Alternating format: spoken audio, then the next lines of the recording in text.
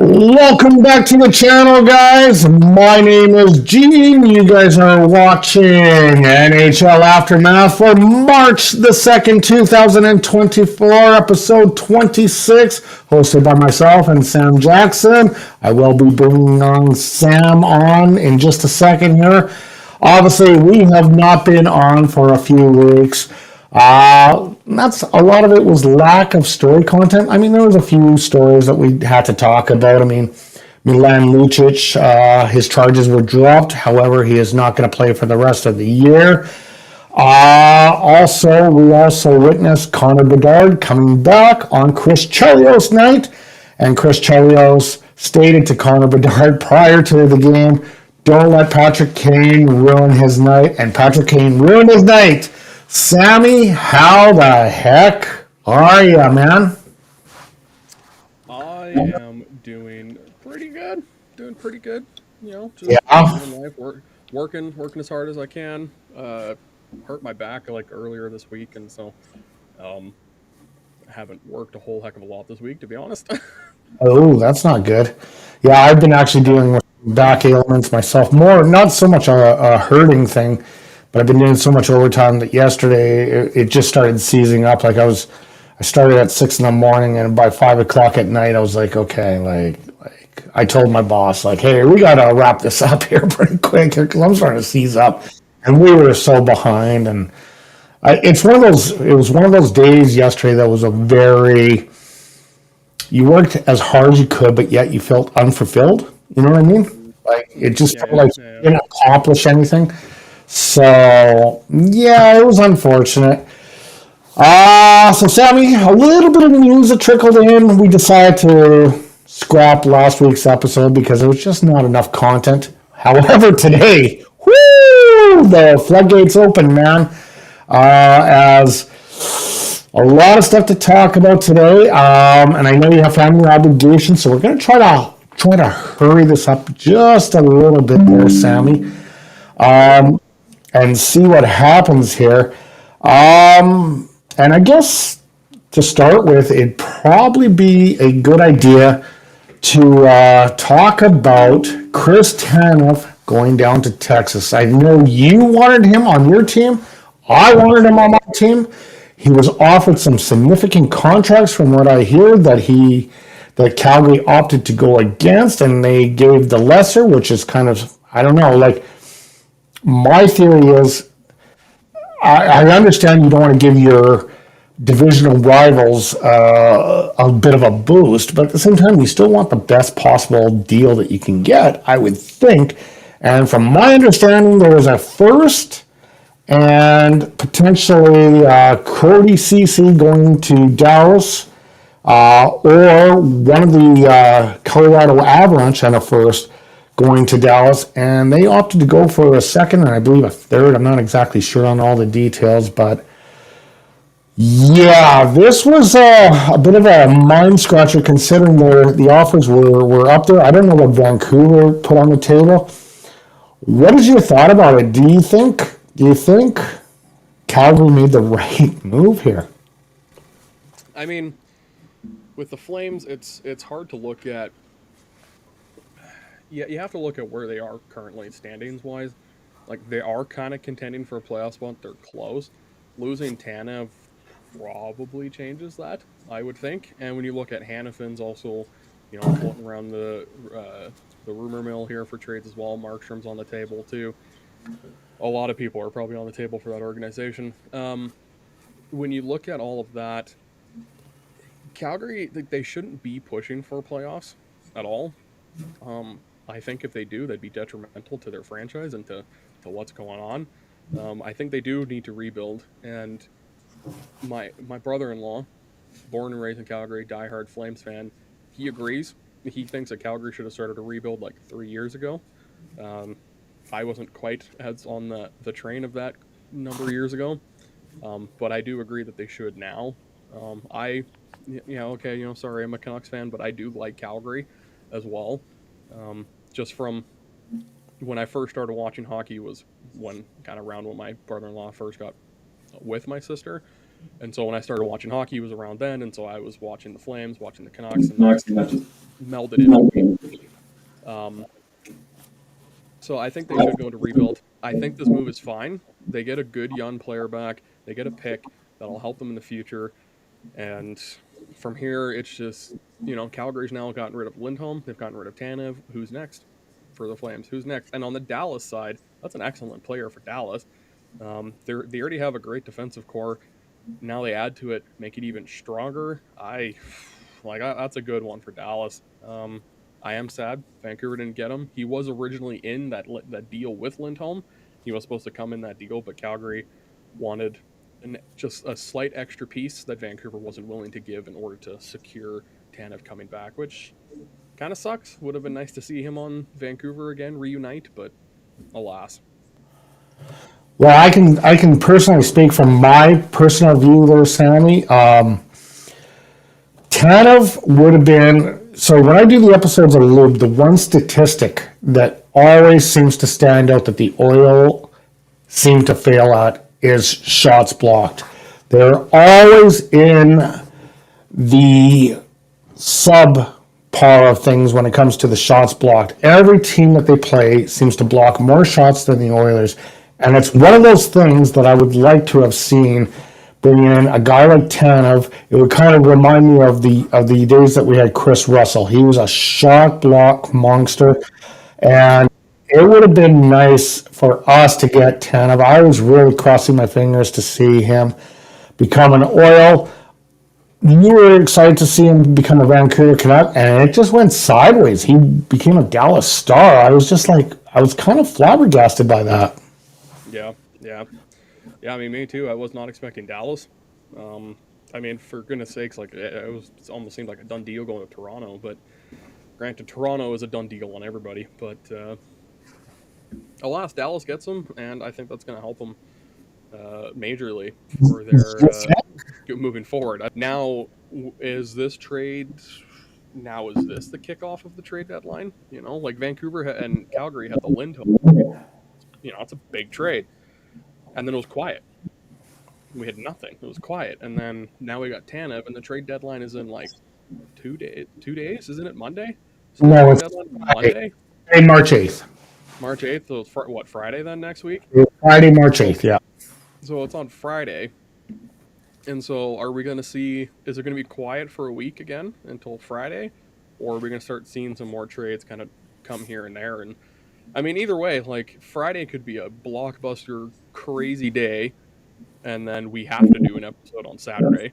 Or a bunch of trades go out throughout the week and Friday's kind of mediocre. We'll see.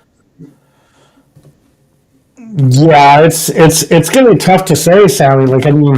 Blockbuster. Who's left for blockbusters? Jake Gunsell's still out there, but is he injured? Is he going to be moved? Marc-Andre Fleury already stayed, but he wants to stay put. So who's really out there? Jacob Markstrom, Noah Hannafin. Do they get moved? Goodness, who else is? Jordan Eberle's out there. Yeah, Eberle maybe, but Seattle's close to a playoff spot too. Adam Henrique on Anaheim, Troy Terry, or not Troy Terry, Trevor Zegras. They're talking about moving him from Anaheim. There's a number of guys that are around the table. I know Detroit has been talking about moving Shane Gostisbehere. There's a number of guys that are on the table. And I'm sure there's other guys that could be moved that we're not even thinking of. That'll be wait, hold on, they moved that guy? Really? Yeah. I think this week could be crazy. I think for this year's trade deadline, the biggest piece has been moved, and that's Tanev. I think he was the most sought after piece, 100%. So yeah, it's unfortunate. But it is what it is.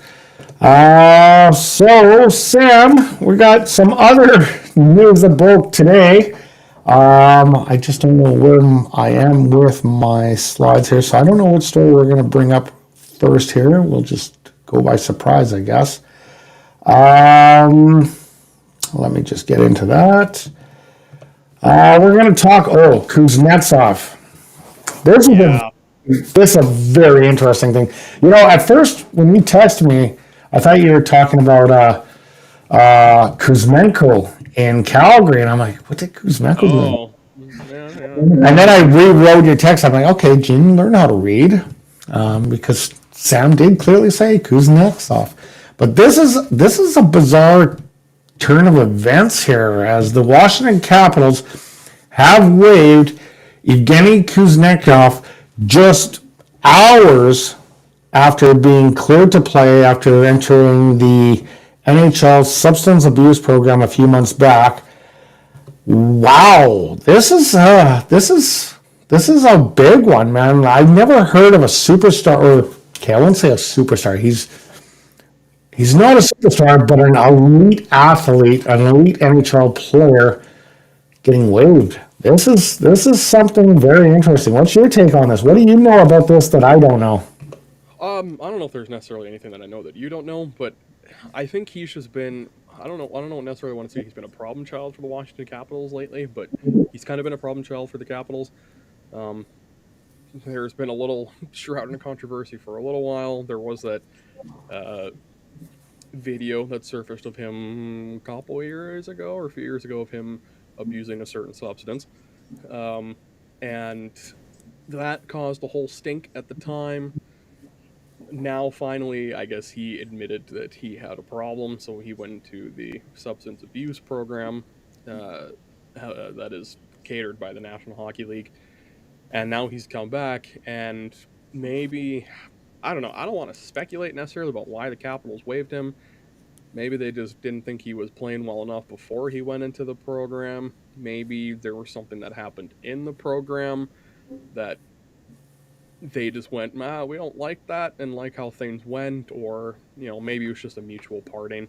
I know Kuznetsov, I don't know if it was that he demanded a trade or asked for a trade out of Washington, but I think the love between player and organization has died, and so I think this is just them trying to move on. And whether somebody claims him or not, I don't know. I don't know if anybody's going to want to touch his baggage. Granted, there have been teams that are known to take on players that have baggage. Looking at your favorite team. I'm looking at potentially your team, Gene. I know that they've been known to take on players with some interesting baggage and history. You look at Corey Perry recently, Evander Kane a couple years ago. Who knows? I mean, I'm sure somebody will give him a chance, but he is not the elite centerman that he used to be. He's probably still a serviceable third line guy, I'd say, but he's not the elite star that he was before. But my way of thinking is he's more than better than average of a player. Yeah. Is it potential that Ovi had something to say in this? I mean, maybe, but you got to think that Ovi and Kuzi have been friends for, at this point, they've played with each other in Washington for what, like 15, 16 years together? Mm-hmm. Like, I don't know. I don't know if Ovi would just be like, goodbye. I don't know. I don't know about that. Or maybe there was love lost between those two. I have no idea. I don't know.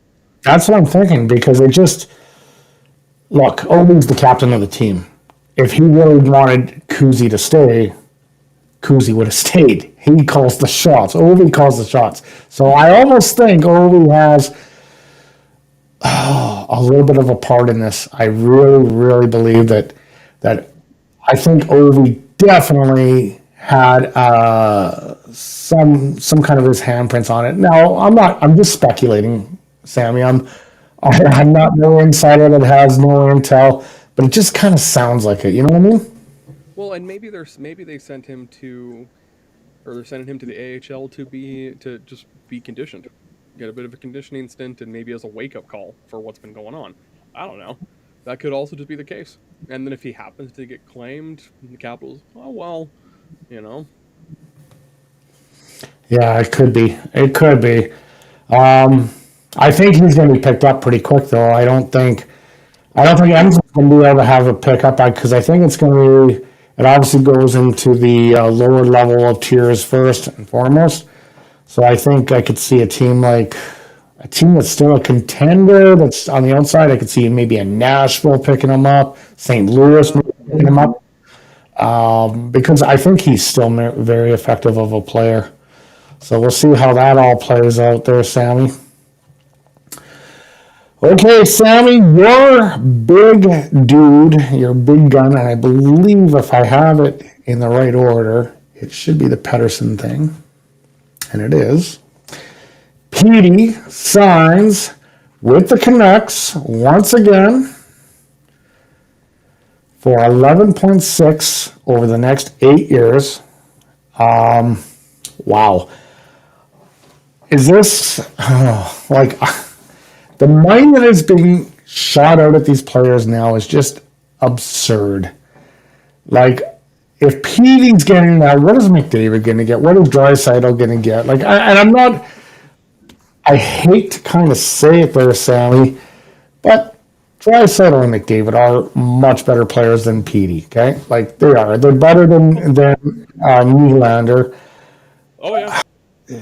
This is getting to a point of being ridiculous where I don't know what to think of it anymore. Like, and don't get me wrong, Petey is a very good player. He's a very good Canuck player.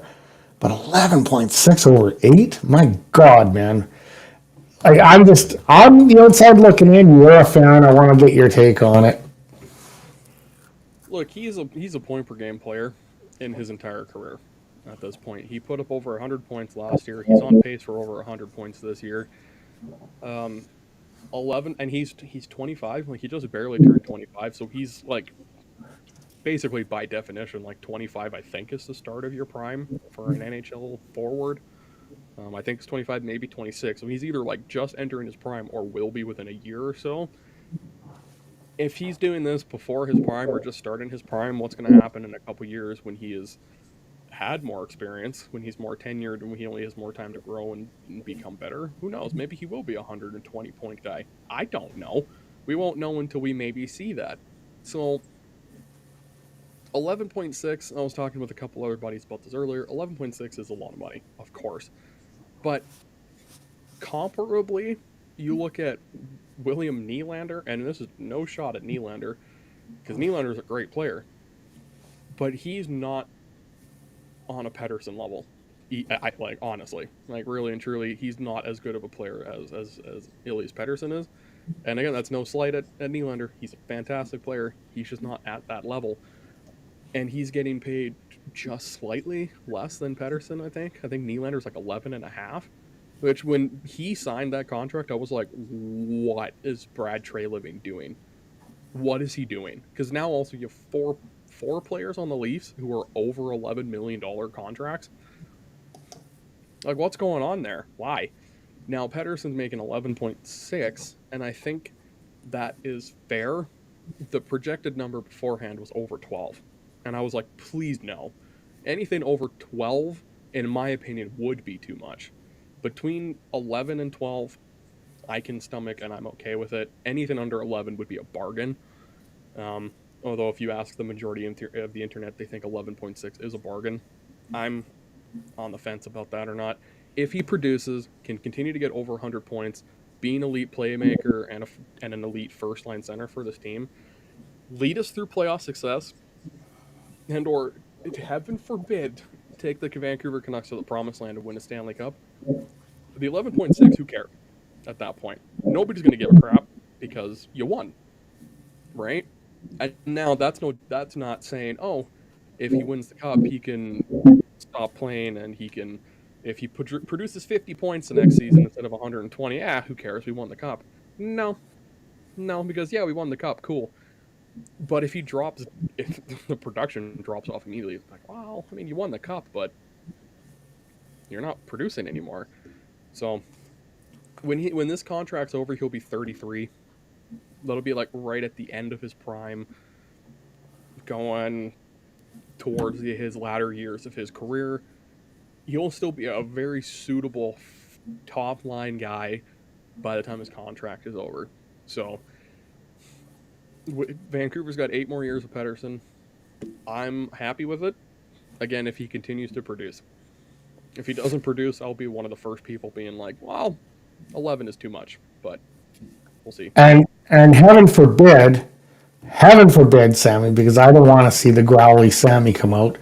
But heaven forbid that now that he's signed on the dotted line, he gets benched within the next couple of weeks, like Nylander did there. That would be, I could definitely see you in a very, very sour mood. Well, I wouldn't necessarily be happy if he got benched. I don't think it'd be more of like how was he playing that deserved for him to be benched.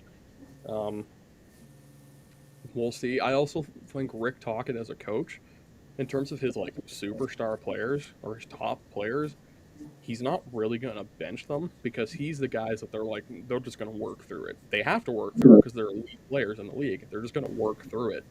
But those lower line guys, maybe third or fourth line guys, he has no problem benching them for a whole period, which he's done.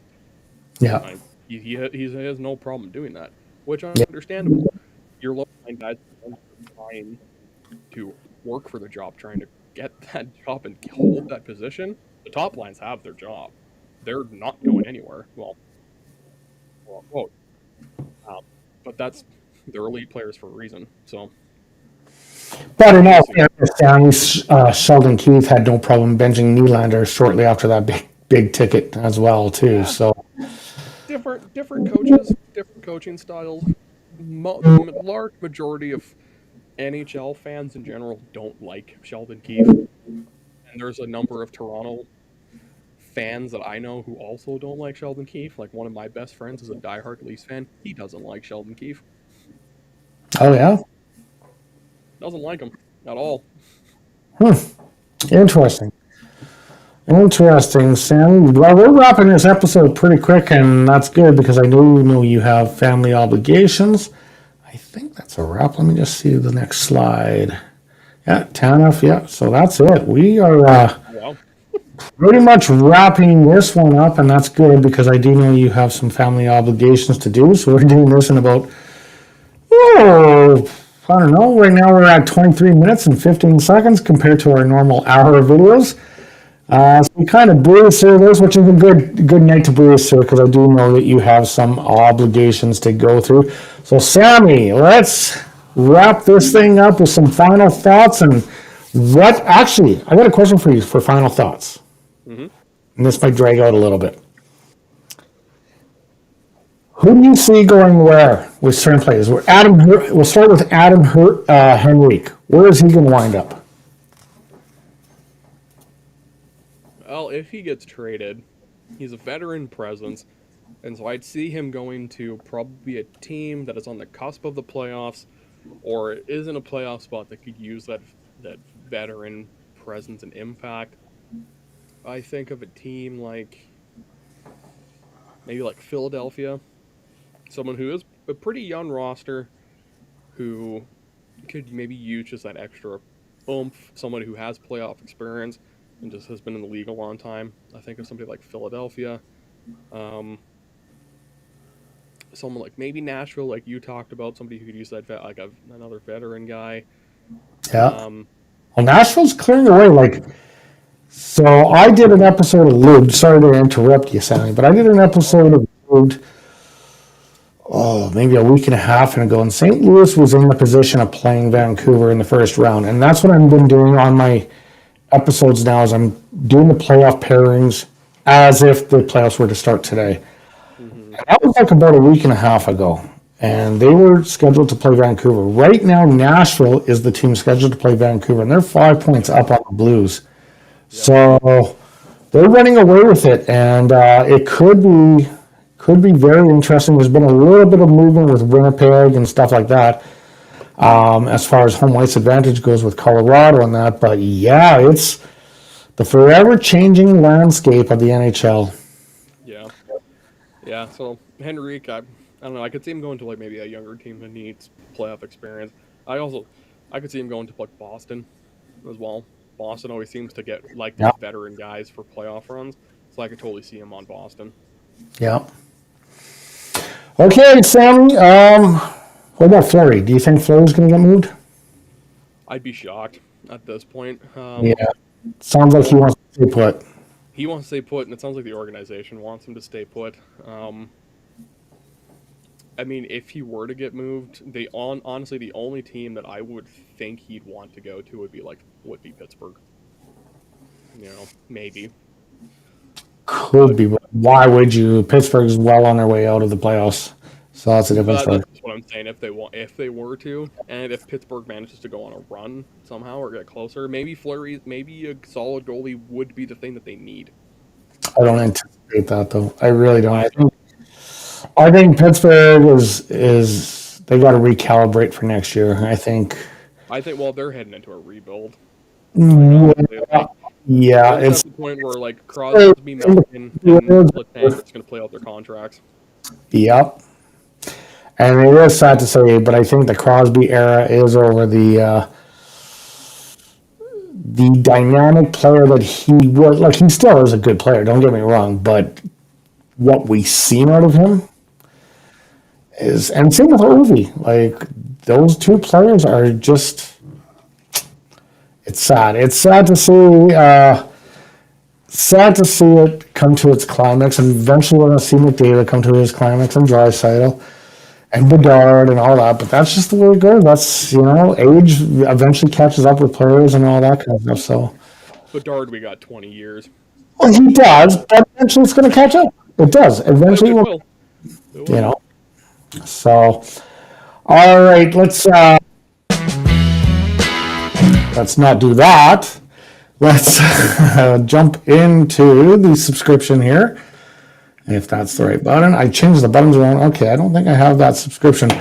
Anyway, guys, if you guys are witnessing this channel for the very first time and like the content that we deliver, feel free to hit that like, share, and subscribe button. We can always use extra subscribers. Despite my screw-ups all the time, I still want to have you guys aboard.